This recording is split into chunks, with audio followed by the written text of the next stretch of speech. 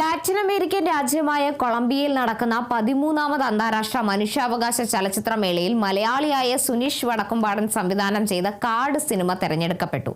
October 29 മുതൽ November 1 വരെ നൈജീരിയയിൽ നടക്കുന്ന റിവർ അന്താരാഷ്ട്ര ചലച്ചിത്രോത്സവത്തിലേക്കും ഔദ്യോഗിക ചലച്ചിത്രമായി കാട് തെരഞ്ഞെടുക്കപ്പെട്ടിട്ടുണ്ട്. ആദിവാസി പണി വിഭാഗത്തിൽപ്പെട്ടവരുടെ മനുഷ്യാവകാശ പ്രശ്നങ്ങളാണ് സിനിമയിലൂടെ ചർച്ച ചെയ്യുന്നതെന്ന് സംവിധായകൻ സുനീഷ് വടക്കുംപാടൻ പറഞ്ഞു. ಕಾಡು ಎಂಗಳ ಕಾಡು ಚೀಮಯಾತ ಮೀಡು ಈ ಕಾಡು ಹುಟ್ಟು ಏಡಪೋವು ഏങ്കളക്കിനാദേ. അന്താരാഷ്ട്ര ചലച്ചിത്ര രംഗത്ത് മലയാളിക്ക് അഭിമാനമായ ഒട്ടനവധി സിനിമകളുണ്ട്. ആ സിനിമകളുടെ ഒരു ഇനത്തിലേക്ക് പോവുകയാണ് മലപ്പുറം ചേലേമ്പ്ര സ്വദേശിയും ഇപ്പോൾ കണ്ണൂർ താണയിൽ താമസക്കാരനുമായിട്ടുള്ള സുനീഷ് വടക്കുംപാടൻ സംവിധാനം ചെയ്ത കാടു എന്ന സിനിമ. ആ സിനിമ ബാംഗ്ലൂരു അന്താരാഷ്ട്ര ഫിലിം ഫെസ്റ്റിവലിൽ ഇന്ത്യൻ മത്സര വിഭാഗത്തിൽ 3ാം സ്ഥാനം നേടി ഇപ്പോഴിതാ അന്താരാഷ്ട്ര തലത്തിലേക്ക് കൂടുതൽ ഇടങ്ങളിലേക്ക് പോവുകയാണ്. കൊളംബിയ അന്താരാഷ്ട്ര ചലച്ചിത്രോത്സവത്തിലേക്ക് ഈ സിനിമ തിരഞ്ഞെടുക്കപ്പെട്ടിരിക്കുന്നു. ഒപ്പം തന്നെ നൈജീരിയയിലെ റിവർ അന്താരാഷ്ട്ര ചലച്ചിത്രോത്സവവുമായി ബന്ധപ്പെട്ട് അതിലേക്കും തിരഞ്ഞെടുക്കപ്പെട്ടിരിക്കുകയാണ്. ഒരു മലയാളിയെ സംബന്ധിച്ച് അഭിമാനകരമായ മുഹൂർത്തമാണ്. മാത്രമല്ല ഇത് ആദിവാസി വിഭാഗത്തിലെ പണിയ വിഭാഗത്തിൻ്റെ ദുരിതങ്ങളും ഒപ്പം തന്നെ മനുഷ്യാവകാശ പ്രശ്നങ്ങളും അതേപടി തുറന്ന് സംസാരിക്കുന്ന ഒരു സിനിമയാണ്. സിനിമയുടെ സംവിധായകനായിട്ടുള്ള സുനീഷ് വടക്കുംപാടൻ ഇവിടെയുണ്ട്. ആദ്യം തന്നെ അഭിനന്ദനങ്ങൾ നേരുന്നു. എങ്ങനെയുണ്ട് ഈ ഒരു നിമിഷത്തെ എങ്ങനെയാണ് കാണുന്നത്? വലിയ സന്തോഷം. ഈ ഒരു ചെറിയ സിനിമയ്ക്ക് വലിയ അംഗീകാരം കിട്ടുക, അതോടൊപ്പം തന്നെ നമ്മളെല്ലാവരും ഒരു സാധാരണക്കാരായ ആളുകളാണ്. സംവിധാന രംഗത്ത് ആദ്യമായിട്ടാണ് അത് കേരള സ്റ്റേറ്റ് ഫിലിം ഡെവലപ്മെൻറ്റ് കോർപ്പറേഷൻ്റെ ഫണ്ടിങ്ങിലൂടെ തിരഞ്ഞെടുക്കപ്പെട്ട ഒരാൾ എന്നുള്ള നിലയ്ക്ക് വളരെ അഭിമാനം ഉണ്ട്.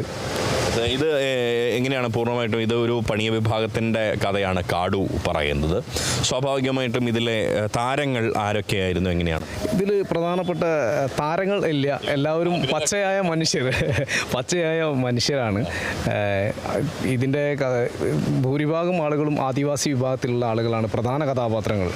നമ്മുടെ കണ്ണൂർ ജില്ലയിലെ ആറളം 9ാം ബ്ലോക്കിലെ ഒരു ഷർമിത്ത് ശരത്താണ്. 4ാം ക്ലാസ് വിദ്യാർത്ഥിയായിരുന്നു. ഇപ്പം അവൻ 7ാം ക്ലാസ്സിലായി. 4ാം ക്ലാസ്സിൽ പഠിക്കുന്ന സമയത്താണ് നമ്മളിതിലേക്ക് കൊണ്ടുവരുന്നത്. ആറളം ട്രൈബ് സ്കൂളിലെ ഒരു വിദ്യാർത്ഥിയാണ്. അതോടൊപ്പം തന്നെ ആറളത്തെ പ്രായം ചെന്ന നിരവധി ആളുകൾ ഇതിനകത്ത് അഭിനയിച്ചിട്ടുണ്ട്.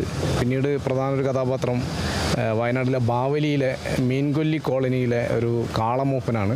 അതോടൊപ്പം തന്നെ വയനാട്ടിലെ പ്രായം ചെന്ന അമ്മമാർ, നിരവധി കുട്ടികളും ഒക്കെ ഈ സിനിമയുടെ ഭാഗമായിട്ടുണ്ട്.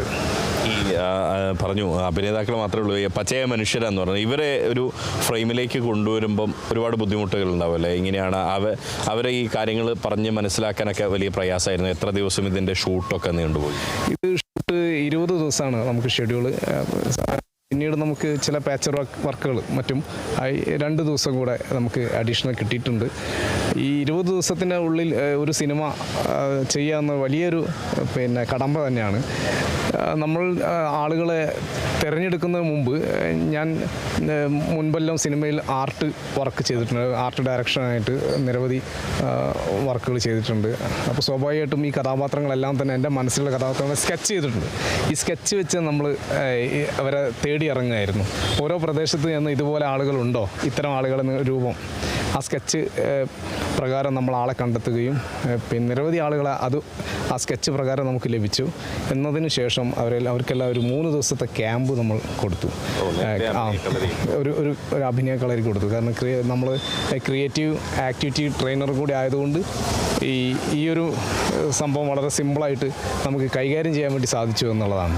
ഈ സിനിമയുമായി ബന്ധപ്പെട്ട് പറയുമ്പോൾ നേരത്തെ ആർട്ട് ഡയറക്ടറായിരുന്നു എന്ന് പറഞ്ഞു. ഈ കലാസംവിധായകനായതിൻ്റെ ഒരു ഗുണം ഇത്തരത്തിൽ പ്രത്യേകിച്ച് ഇതൊരു നമ്മൾ പറയുന്ന ഒരു കൊമേഴ്സ്യൽ സിനിമയല്ല, അതിനപ്പുറത്തേക്ക് ഒരു മൂല്യവർത്തായിട്ടുള്ളൊരു കഥ ചർച്ച ചെയ്യുന്നൊരു സിനിമയാണ്.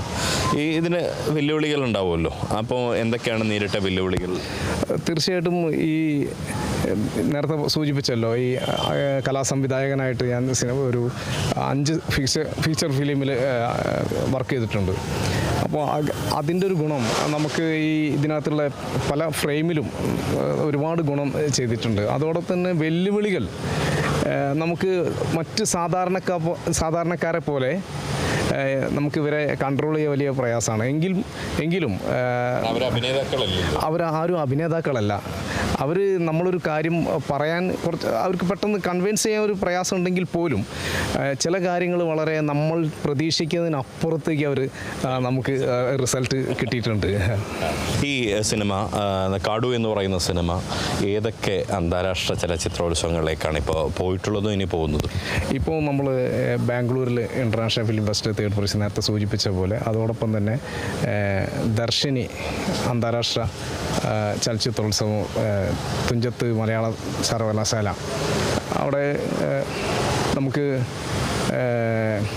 അവിടുത്തെ മത്സരത്തിൽ തന്നെ മികച്ച ജൂറി പുരസ്കാരം ലഭിക്കുകയുണ്ടായി. അതോടൊപ്പം തന്നെ ഡൽഹിയിൽ നടക്കുന്ന ISSF എന്ന് പറഞ്ഞ ഒരു ഇൻ്റർനാഷണൽ ഫിലിം ഫെസ്റ്റിൽ പോകുന്നുണ്ട്. അതോടൊപ്പം നിരവധി കൊളംബിയ ഇപ്പം കിട്ടി, നൈജീരിയയിൽ കിട്ടി, നിരവധി സ്ഥലങ്ങളിലേക്ക് നമ്മൾ അയച്ചിട്ടുണ്ട്. അപ്പം മിക്കവാറും പ്രതീക്ഷിക്കുന്നത് അതിൽ ആഴ്ചയിൽ ഒരു 50% നമുക്ക് സെലക്ഷൻ ലഭിക്കുമെന്നുള്ളൊരു പ്രതീക്ഷയുണ്ട്. ഇപ്പോൾ സുനീഷ് പറഞ്ഞ പോലെ സുനീഷിൻ്റെ സിനിമ ഇനി പരിഗണിക്കാനിരിക്കുന്ന ദേശീയ സംസ്ഥാന അവാർഡുകളൊക്കെ നേടി വലിയൊരു നേട്ടം ഉണ്ടാക്കട്ടെ എന്ന് ആശംസിക്കുകയാണ്. All the best. നല്ല സിനിമയാണ്. സ്വാഭാവികമായിട്ടും ഇത്തരം നല്ല സിനിമകൾ ഉണ്ടാകുമ്പോഴാണ് നമ്മുടെ ഒരു മൂല്യവത്തായിട്ടുള്ള അല്ലെങ്കിൽ കലാമൂല്യമുള്ള ചിത്രങ്ങൾ ഉണ്ടാകുമ്പോഴാണ് നമ്മുടെ സമൂഹത്തിൻ്റെ കലാബോധവും ഉയർന്നു വരിക. സുനീഷിൻ്റെ കാടു പോലുള്ള നല്ല ചിത്രങ്ങൾ ഇനിയും ഉണ്ടാവട്ടെ. ക്യാമറ പേഴ്സൺ റിഷാദ് TK-ക്കൊപ്പം Riyas KMR, Kerala vision news, Kozhikode.